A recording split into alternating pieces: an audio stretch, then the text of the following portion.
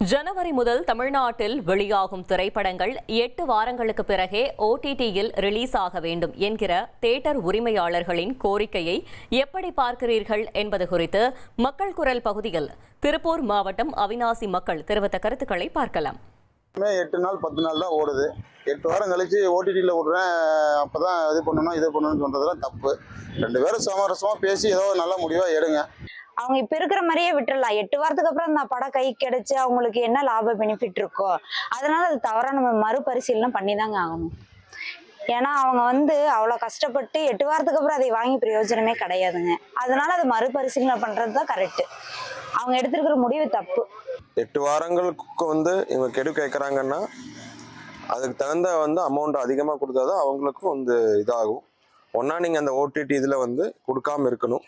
இல்லை அப்படின்னா அமௌண்ட்டை இது பண்ணி கொடுக்கணும்.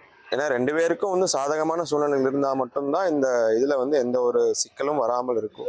8 வாரம் கழிச்சு OTTயில் கொடுக்கறதுக்கு நீங்கள் கொடுக்காமே இருக்கலாம். இது சரி, தவறான முடிவு. 2 பேரும் பரிசீலனை செஞ்சு சரியான ஒரு முடிவுக்கு வாங்க. மக்கள் குரல் பகுதியில் திருப்பூர் மாவட்டம் அவிநாசி மக்கள் தெரிவித்த கருத்துக்களை பார்த்தோம்.